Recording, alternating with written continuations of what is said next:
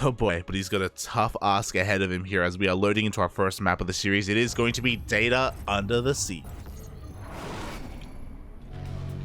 And spawning in Data Under the Sea, we have the best player in all of Costa Rica representing Infernales Esports, the purple Zerg player himself. It is EON.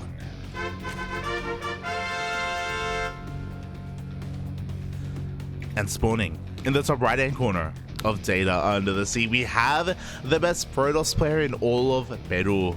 We have the Peruvian Protoss. He is red, representing Team TGCF. It is XionS.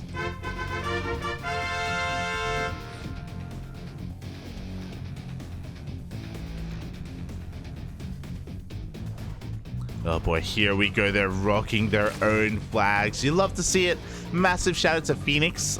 Phoenix in the chat, not in the chat right now, but Phoenix has been able to update and give us some lovely logos mods for Sentimiento Latino so we can rock our country flags here in game. It's amazing. It's beautiful. It's something that we haven't done in a long time. For those who don't know, because of the new map pool, because of the new ladder map pool, they actually have fixed the bug. In the previous map pool, we actually couldn't use this period. It only worked on 2000 atmospheres and Blackburn. All the other maps, so I've already forgotten the names. I almost said Blackpink. No, what? Romanticide, Berlingrad, all of those maps, they were broken in a certain sense. They didn't have the feature to add a logo. It wasn't in the map file, I should say, on the ladder. So we just couldn't use it, but now we can. Feels good, man. Feels good. Meanwhile, we have a surprisingly standard opener from EON, as XionS is being as annoying as possible. We did have a hatch gas pool opener, and I say surprisingly normal because if you're not familiar with EON, he is a very cheesy and very aggressive player. He is the most aggressive Zerg player in the entire region. For a long time, I would say that was, you know, maybe the Zerg Lord, maybe Universe, but nowadays it is EON. EON, he is wild. He's constantly going for either early cheeses or early aggression or timing attacks. I don't think I've seen him play a straight up like normal standard game. He does stream on his own personal Twitch channel, and he does definitely do that on the ladder, but when it comes to competitive play, I haven't seen too much of that, which is why I'm a little bit surprised that against XionS, a pretty established Protoss player in Latin America, like EON is playing straight up. Hatch gas pool, he went for his third base on time as well at 30 supply. Like EON, everything here is normal. Is he okay? EON, are you okay, buddy? Like, what's going on? Yeah, I'm shocked to see this. I'm shocked and also excited because I haven't seen his normal macro play, period. It's not something that I've been able to witness, and now we are all able to witness this together. Meanwhile, across the map, as we have been focusing a little bit too much on EON, XionS is going for a Stargate opener. Again, everything's pretty standard here. The only thing that's a little bit off is the fact that he is going for a safety shield battery, so he's just playing it safe, a little bit inefficient, but you know, just to make sure he doesn't get Bane busted or all-in, he does have that shield battery and will eventually have overcharge available as well. I don't blame him for doing this against EON. Again, EON has a reputation, especially amongst the rest of the pro players. He even gets a second pylon here on the low ground. Like this just goes to show like how safe XionS is being, and I kind of love this from the side of EON. You know, mind games right now. Like he is in the mind of XionS. XionS is forced to play like a little bit more inefficiently in a way, just because EON is known for being so aggressive. Meanwhile, we do have a third base on the way, a little bit exposed here. There are no adepts. I'm a little bit surprised. Oh my god, and now I see why we don't have any adepts, as XionS goes for a Void Ray first just to clear up all of these units. And it was a Twilight Council follow-up, and I thought maybe it was going to be for Glaives, but no, we don't have any gases at the natural base. It is going to be for Charge instead. The Gateway Explosion is on the horizon, and this is where I'm a little bit worried here for EON. Thankfully, EON did get a safety Roach Warren, so he will have access to Roaches, but his Overlords have been killed. He sees nothing right now. This is a tell though. There is literally no reason to have Zealots on the field. 2 Zealots is already pretty sus. Another 2 here on the high ground. If they do get spotted, EON should recognize 100% that he should be making roaches. Meanwhile, the Overlord across the map is going to get a second Overlord kill. Ooh, it could get a third Overlord as well, as it does rotate over to the left-hand side. Zions didn't go up the ramp, but again, 2 Zealots is very unorthodox. So there are a couple things that this could be. Either a charge all-in, or maybe, more Zealots are being revealed right now, like this, and even more Zealots. Like, again, this is a massive red flag. Hopefully EON can recognize this. He already has a lot of roaches. He's droning up a little bit more. He has a Hydra Den as well as Evo chambers on the way as well. Transitioning into Roach Hydra will be nice, but he needs an army now because Zions is on the way.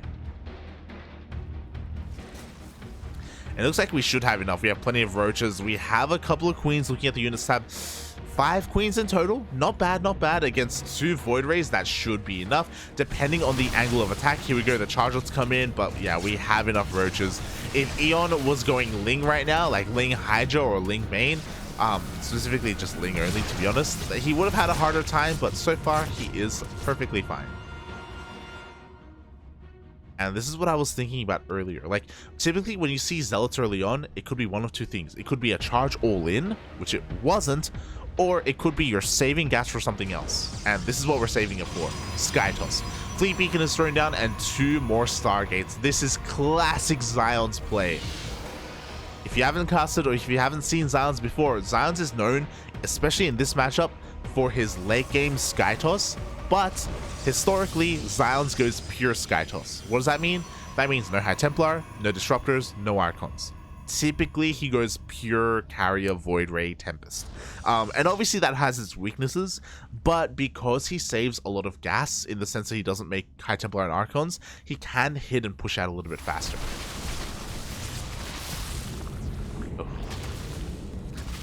Just because he has so much more production, just because he has so much more on the way. Meanwhile, for the time being, EON is able to deflect the first push, and he has Hydras coming out as well. Hydras with 1/1 upgrades. I love that he's getting the carapace upgrade, so this will help against the interceptors. So Hydras are going to do fairly well. Hydras are going to do surprisingly well against Zions because there's not going to be any splash damage. And that's typically the weakness of Hydras against Skytoss, is that at a certain point, Storm or Colossus or Disruptors just really shut you down. Without that, Hydras are going to have a little bit more longevity. We could even see something that we don't see too often, and that's Microbial Shroud. Microbial Shroud gets shut down by splash damage. Without it, it's actually pretty good. Here we go, Zans is getting ready to hit his timing. 1-1 is about to finish up in a couple of seconds. Hopefully he doesn't hit an anti-timing. Ooh, as he almost gets caught out here. He still has the advantage, but his army gets scouted, which means now Zions knows that he's on notice. He's going to be getting more stack defense ready. He's going to be getting more units out as well. Dark Shrine is on the way for DTs, for Archons, to be fair. But we'll see if the game lasts that long, because EONS is here across the map. He's up 54 supply right now. Shield batteries, cannons, and overcharge will make up a little bit for that difference, but depending on the angle of attack, they may not come into play. Oh, the interceptors are being wiped out one after the other. The army is diving straight into the natural base, where we do have a lot of cannons and shield batteries. Overcharge is being popped, and EON has to be so careful with how he maneuvers this army. He's kind of breaking through a little bit, but the Hydras are running out. Ooh, and the Chargers do get on top of some of said Hydras. The Interceptors are still holding strong. And it looks like Zion should... Oh, actually barely doesn't take the fight. Barely. He's going to be able to hold on, though. Again, like, this is not where we want to be fighting right now if we are EON. Like, he loses so many Hydras in the process. He doesn't break into the natural. He doesn't break into the third. I have to give props to Zion's. Props, like, credit where credit is due. He did have plenty of stack defense at his natural. He was prepared.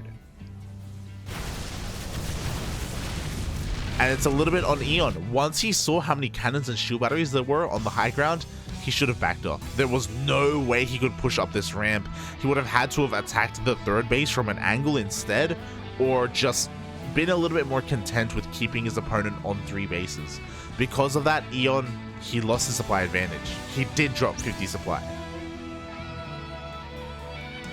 His economy is still looking good. It's not amazing though. There we go. Spire and Infestation Pit is on the way. EON has recognized that this Hydra timing is not going, or this Hydra push that was supposed to end the game, it's not going to. He has to look further instead, and he just doesn't have the economy to sustain this right now. I just realized, here we go. As I did have the names reversed. EON is currently down in workers, and that carrier count, it wasn't touched. 9 carriers are on the way. They're looking to end the game. I love that we have infestors coming out, but again, this transition, it's just late. It's a late transition. XionS is going to be pushing out across the map. EON is kind of prepared. I love the spores here. So with spores and hydras, he may be able to defend, but DT harass here at the 5th base is going to force a cancel. And look how many interceptors there are. Oh my god. The spores are tanking a lot of damage right now, but there are just so many goddamn interceptors. The hydras are doing the best they can. Infestors are popping up before Pathogen Glance finishes, so they will not have enough energy for anything. And XionS is going to get forced back, but he does get a kill on the 3rd base, and he will get a kill on the 5th.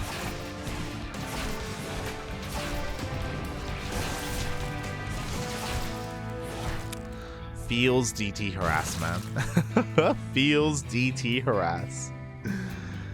EON's still down in workers. He has a Spire now, but he just doesn't have the gas to really sustain this. He needed those 2 additional gas geysers here at the 4th base. He's working on a hive. Looking at the units tab, we do have 3 infestors, but they are slowly gathering energy. With energy, maybe they can make something happen, but now we do have Archons. We do have some charge lots. Archons aren't the best splash damage, to be fair, but the interceptor count has been, it's rebuilt. Decent timing here, but are the micro boost shots going to be good enough? We do have a couple being thrown down. But the Archons are pushing through. Everything is pushing through. GG gets called, and XionS will take the 1st game. It was a really strong Hydra timing there from EON. I have to commend him for that. Like, he was up so much in supply. He was looking so powerful with that push. But again, XionS, because he spotted it a little bit early, he was able to prepare his natural base, and because of that, we saw that EON like smashed his Hydra army into a brick wall, where he got a gateway and some zealots, and that's and interceptors. That's kind of all he got.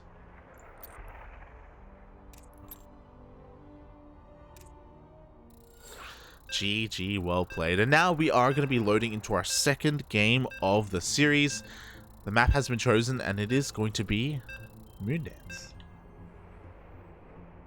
Oh boy. I'm a little bit surprised that this map wasn't vetoed, but considering the players, I'm no longer surprised. Obviously, XionS is going to want to go Skytoss again, but our Zerg player, I imagine, wants to end the game much earlier.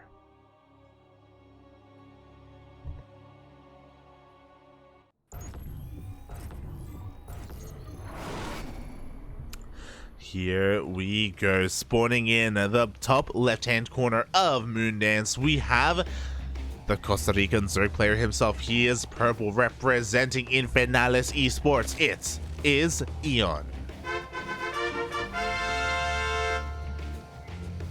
And spawning in the bottom right-hand corner of Moondance, we have the Peruvian Protoss. He is red, representing Team TGCF, currently up 1-0 in this best-of-3 series. It is XionS.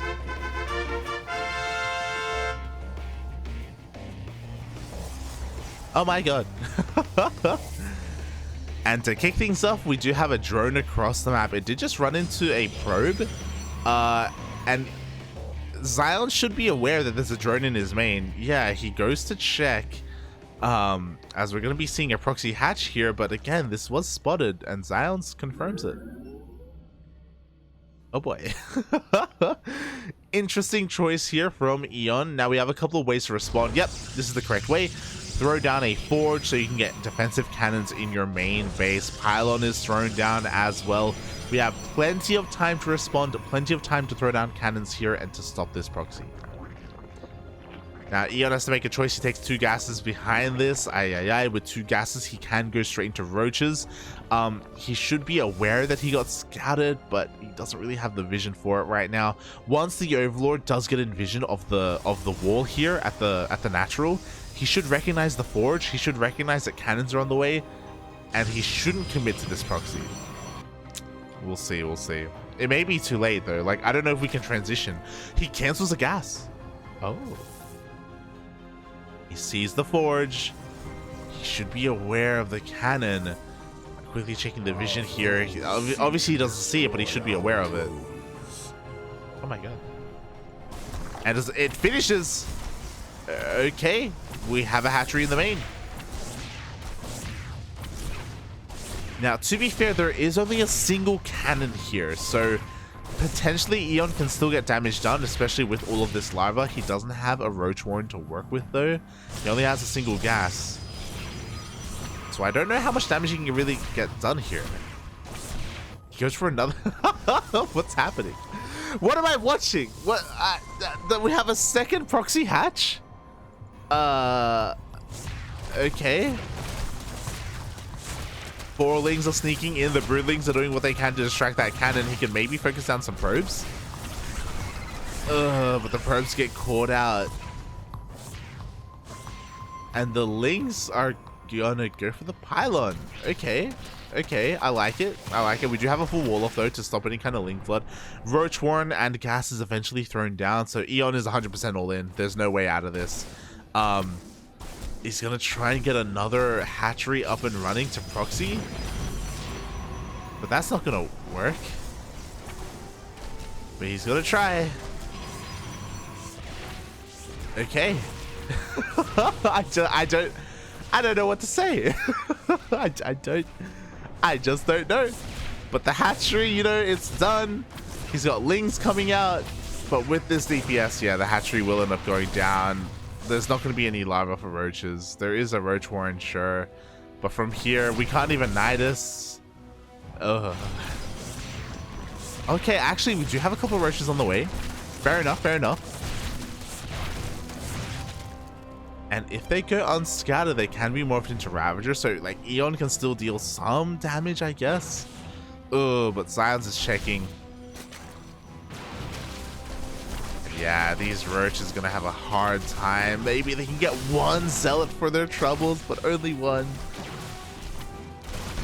As this is gonna get cleaned up, and I don't see a way. I don't see a way from here, man. I'm afraid to look at the units, the resources lost tab, but here it is. 1,000 minerals. 1,000 minerals down the drain. Ugh. 1,000 minerals, Bappy. Not like this.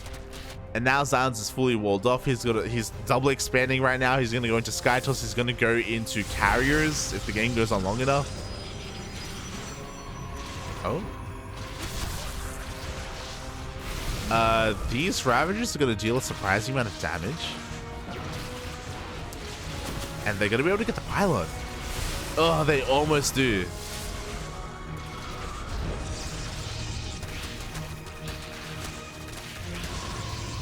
Okay, can the follow-up all-in catch Sions off guard because he's link flooding behind this? The wall will soon no longer be a wall. The Ravager, the Biles are going to be connecting on said pylon. Oh, no backup pylon on the way. One gate is thrown down. There is no warp gate, so we can't reinforce. But we have a Void Ray. Does the Void Ray matter though? The Lings are flooding on in. There's only a single cannon. The cannon is going to go down. And Eon, he's making us some magic happen. Oh my god, the Void Ray! One more bile is all he needed. The Void Ray just barely survives. Meanwhile, we have Lings in the main base. Still more cannons all over the place though. Oh, as the cannon finally goes down. Void Ray putting in as much work as it can. More Lings are flooding in as well. This is best case scenario for Eon, but even here, it just barely won't work. As GG gets called and XionS takes the series 2-0.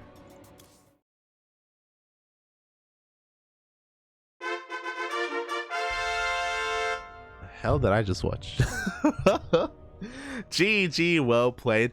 Oh, I mean, I gotta say, that Ravager Ling push did a surprising amount of damage. It did more damage than we thought it would. Let's be real here. Like, because there was no warp gate, there were no reinforcements.